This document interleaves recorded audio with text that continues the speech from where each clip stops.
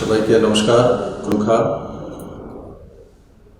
বন্ধুরা, এই করোনার মহামারীর মধ্য দিয়ে আমরা তৃতীয় লকডাউনে পৌঁছেছি। আগামী 17ই মে পর্যন্ত তৃতীয় লকডাউনের সময়সীমা ভারত সরকার তয় করেছে। আমি বারবার আপনাদেরকে বলছি যে ত্রিপুরাতে যে করোনা পজিটিভের 2টি কেস আগে পাওয়া গিয়েছিল, দুটোটাই ত্রিপুরার বাইরে থেকে আসা ট্রেনের মাধ্যমে।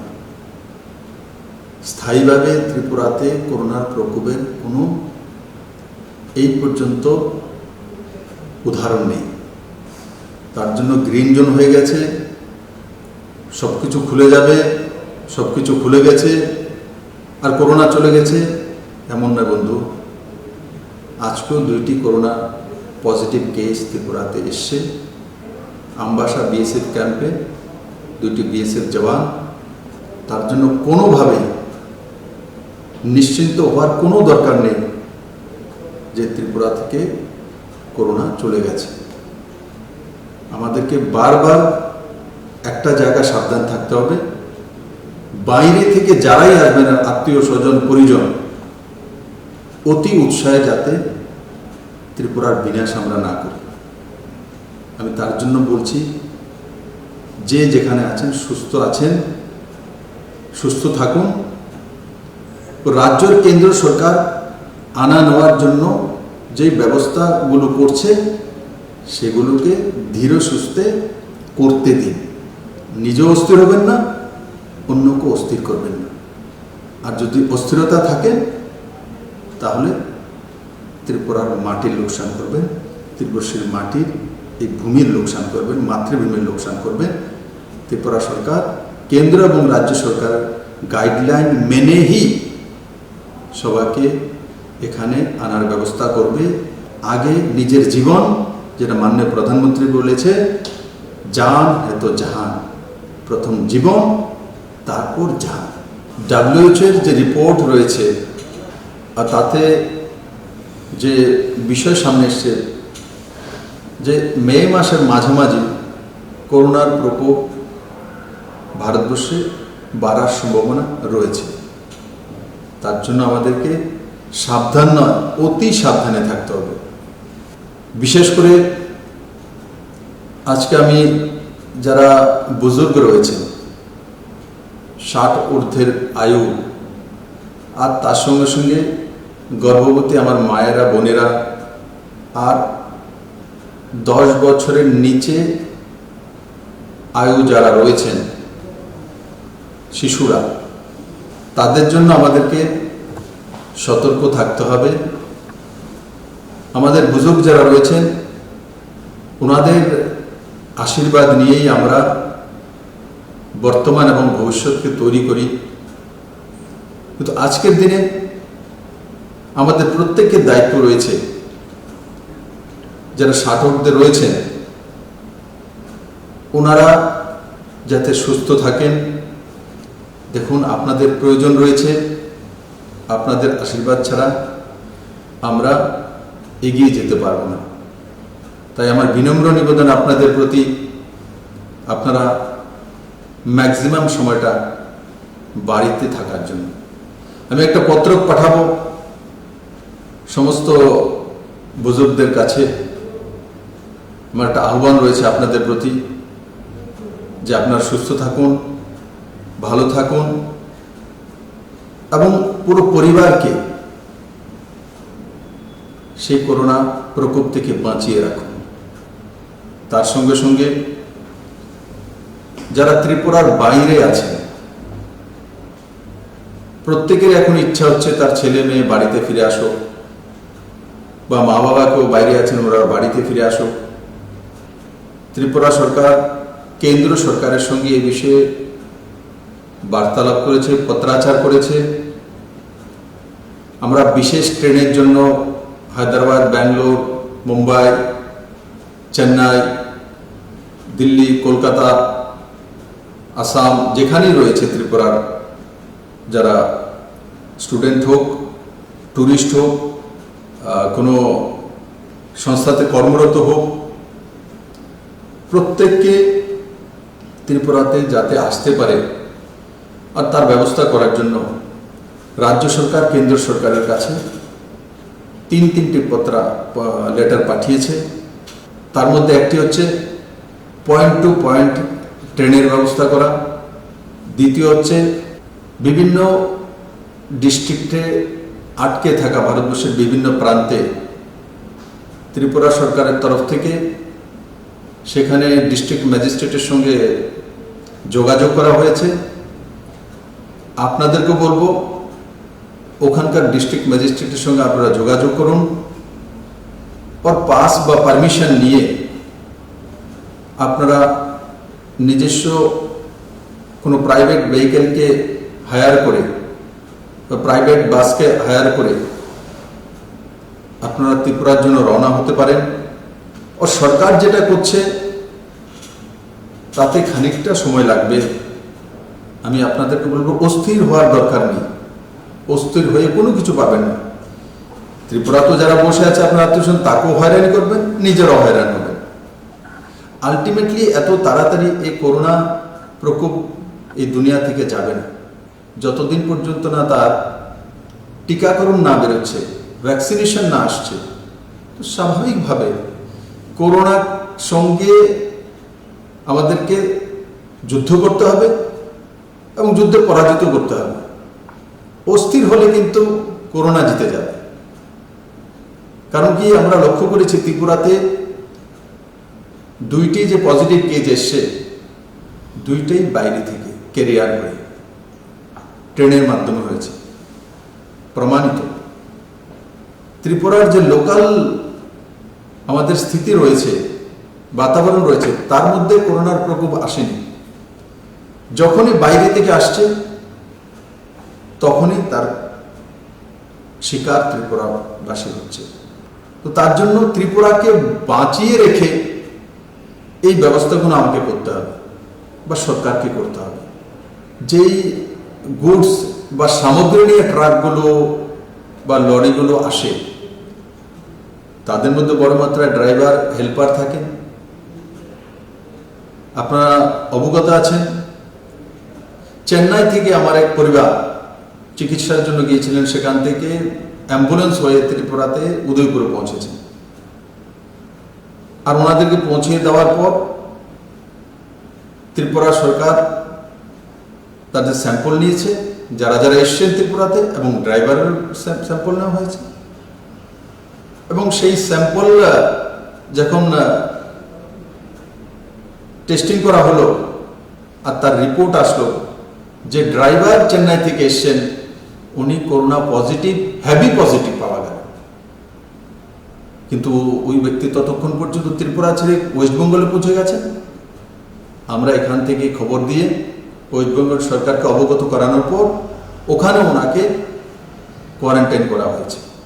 তো একবার ভেবে দেখুন, গাড়ি নিয়ে চলে এসছে চেন্নাই থেকে, আর সঙ্গে করোনা ভাইরাস তো সঙ্গে নিয়ে এসছে। তো ত্রিপুরাকে তো তার থেকে বাঁচাতে হবে।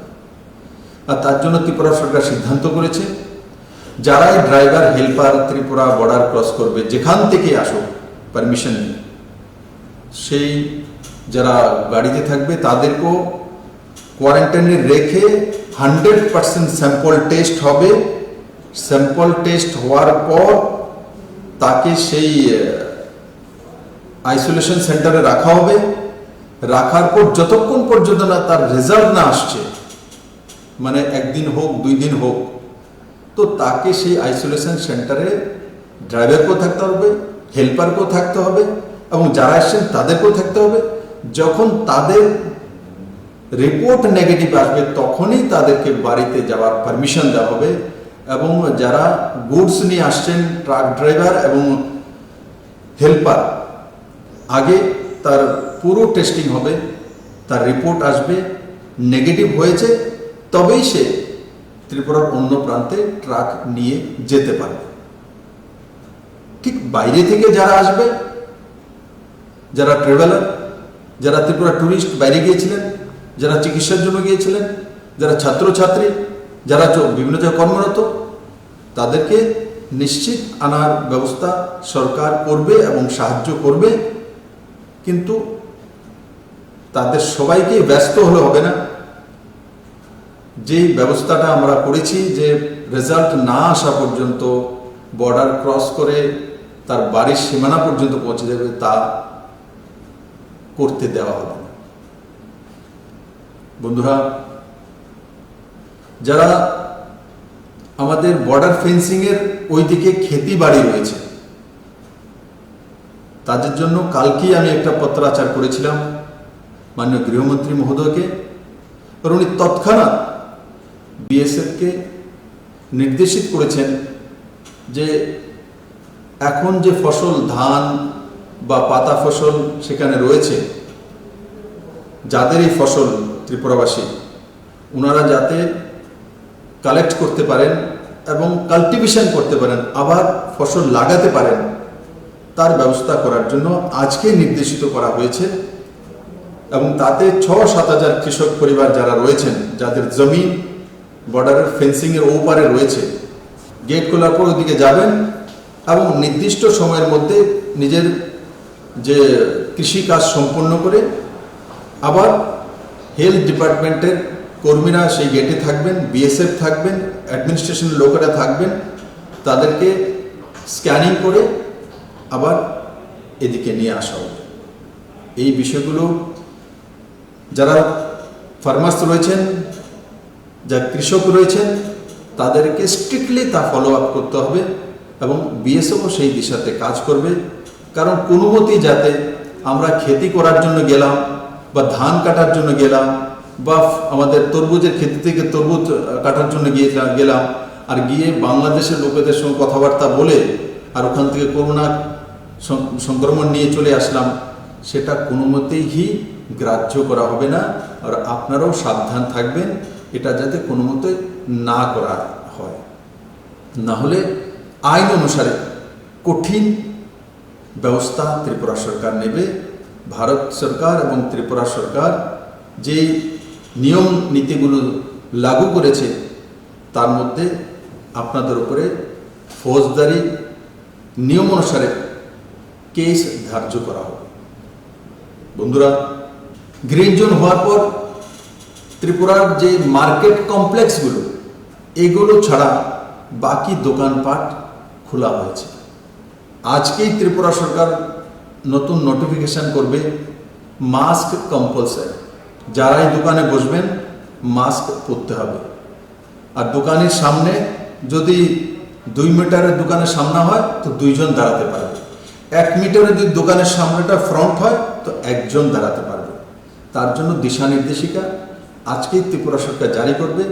এবং যারা মাস্ক দোকান খুলবেন আর মাস্ক পরবেন না, আপনি নিজের সেলফ মেডও করতে পারেন, জল গামছাও লাগাতে পারেন, নিট অ্যান্ড ক্লিন সাদা কাপড় লাগাতে পারেন, কিন্তু মাস্ক পরতে হবে কম্পালসারি। আর না হলে যেখানে ত্রিপুরা সরকারি ব্যবস্থা এবং পাবলিক সেক্টরের নিয়ম করে চালু করেছে, যারা মাস্ক পরে অফিসে আসবেন না তাদের প্রথমবারে 100 টাকা জরিমানা, দ্বিতীয়বারে 200 টাকা জরিমানা। ঠিক সেভাবে বাজারও যদি মাস্ক, যারা দোকান খুলেছেন মাস্ক যদি না পরেন, যারা পেট্রোল পাম্পে কাজ করেন তারা যদি না পরেন, যারা অটো ড্রাইভার, যারা রিক্সা ড্রাইভার, যারা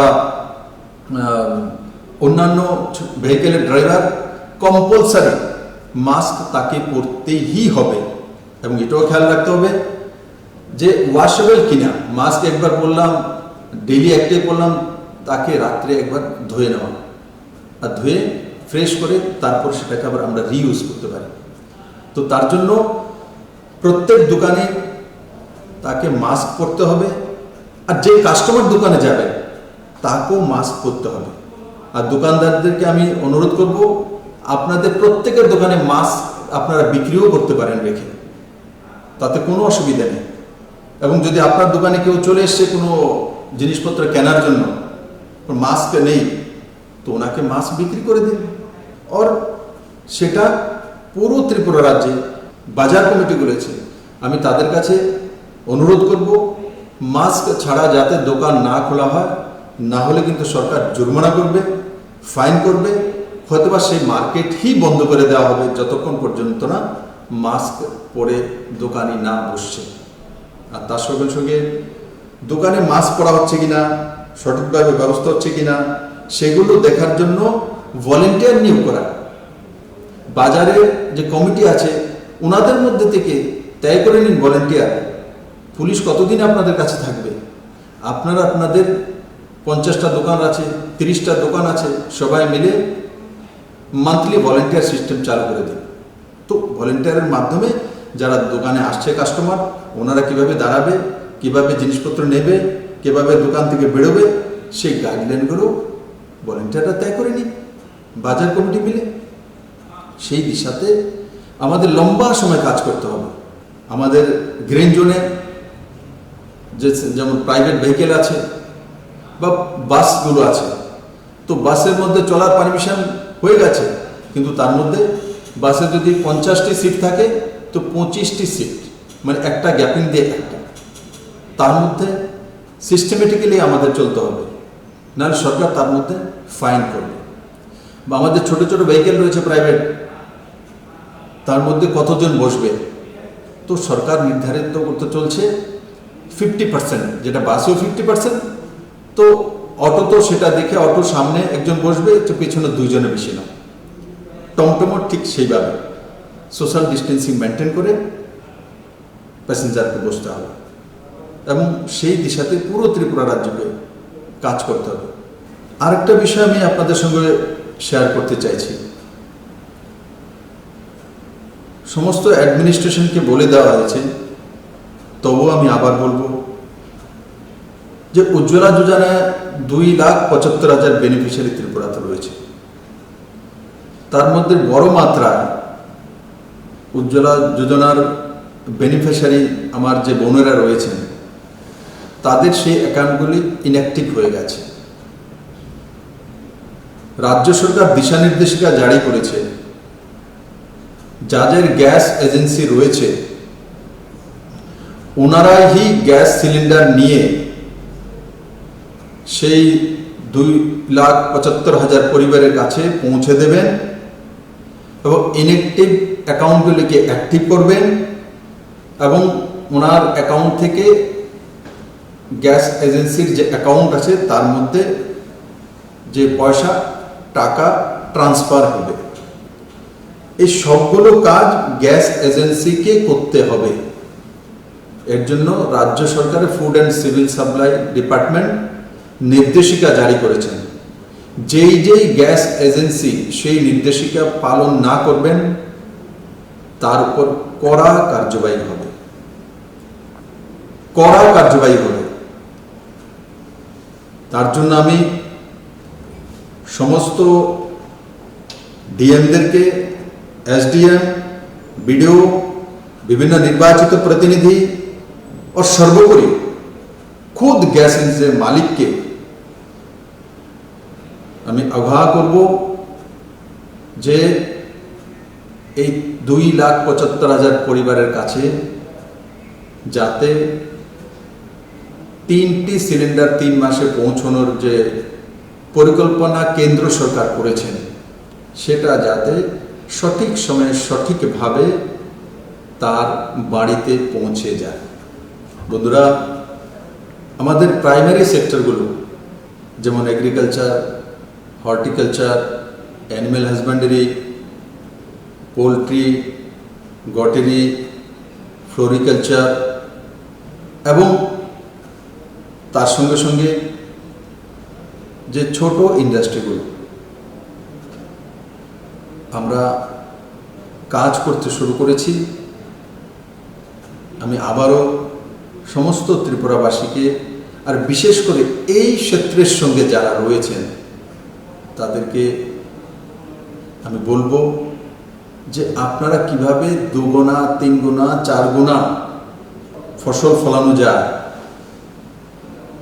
বা সেই প্রাইমারি সেক্টরগুলোর মধ্যে আমরা কাজ করছি ফিশারিতে 3 গুণা মাছ উৎপাদন করা যায়, 2 গুণা যে পোলট্রি আমরা কাজ করছি কিভাবে 2 গুণা করা যায়, সেই বিষয়ে রাজ্য সরকারের যে আধিকারিক রয়েছেন তাদের সঙ্গে আলোচনা করে তৎক্ষণাৎ সিদ্ধান্ত করে কাজ শুরু করে দিন।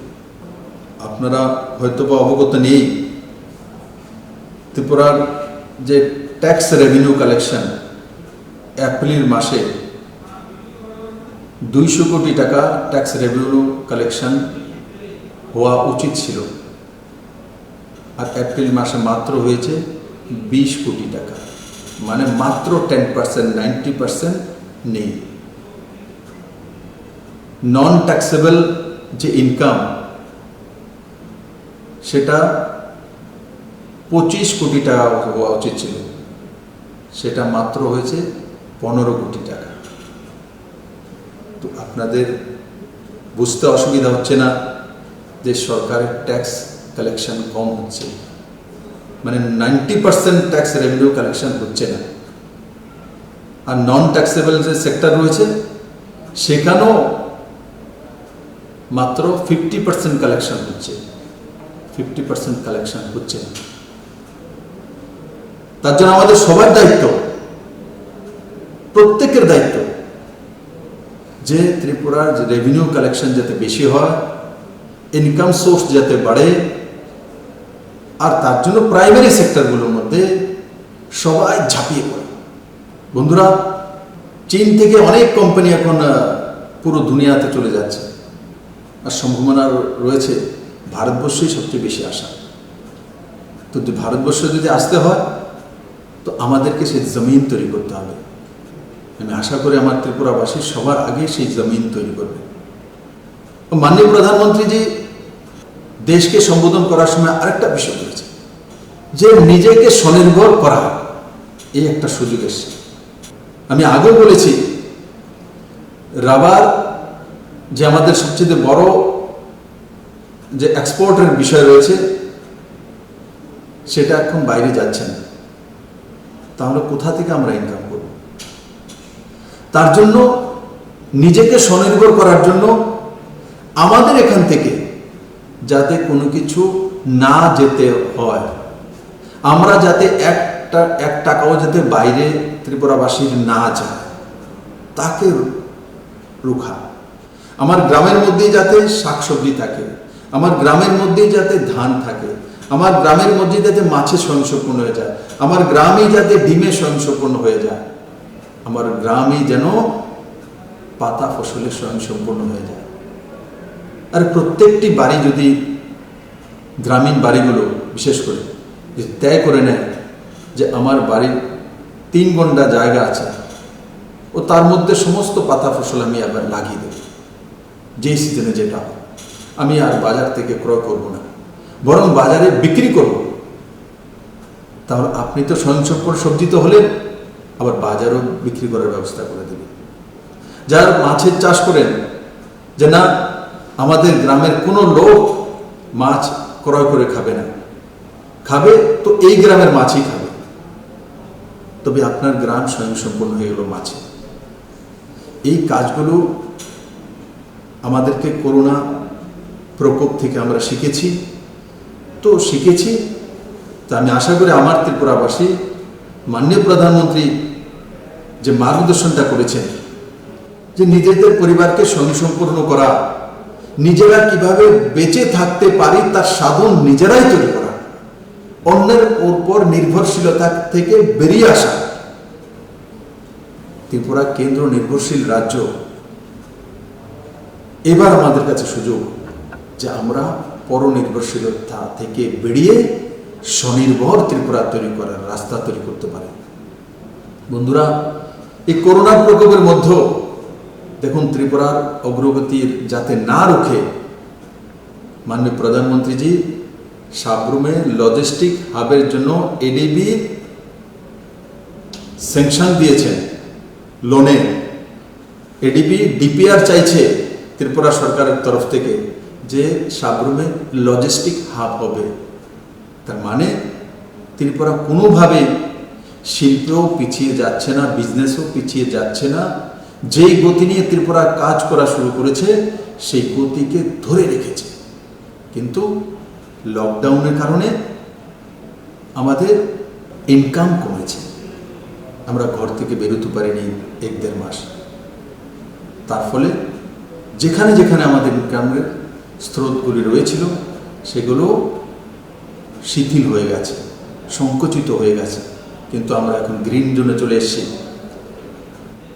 আর তার জন্য সবাইকে মিলেমিশে আজকে আমাদেরকে সেই কাজটা করতে হবে। বন্ধুরা, আমি আশা করি আপনারা যে যে দিশা নির্দেশিকা কেন্দ্র সরকার এবং রাজ্য সরকার লাগু করেছে সেগুলো সঠিকভাবে পালন করবে, সঠিকভাবে।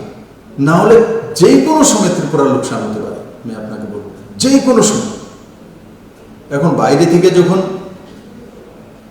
আমার ত্রিপুরাবাসীরা আসবে তখন তার সঙ্গে ড্রাইভারও আসবে, তার সঙ্গে হেল্পারও আসবে। এগুলোর থেকে আমাদের সাবধান থাকতে হবে। সরকার তো সব ইনিশিয়েটিভ নেবে, কিন্তু আমাদেরও জাগরুক থাকতে হবে।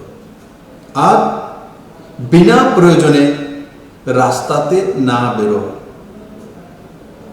আজকে নির্দেশিকা যাচ্ছে, বিনা প্রয়োজনে কোনো ব্যক্তি যদি রাস্তায় হাঁটছে বা বাজারে ঘুরছে তার উপর জরিমানা হবে, তার উপরে কেস হবে। প্রয়োজন ছাড়া রাস্তায় না বেরোনো। এখনো লকডাউন লাগু আছে, আর লকডাউন না থাকলেও যতদিন পর্যন্ত করোনার প্রকোপ রয়েছে, যতদিন পর্যন্ত ভ্যাকসিনেশন না বেরোবে ততদিন পর্যন্ত আমাদেরকে এগুলো পালন করতে হবে।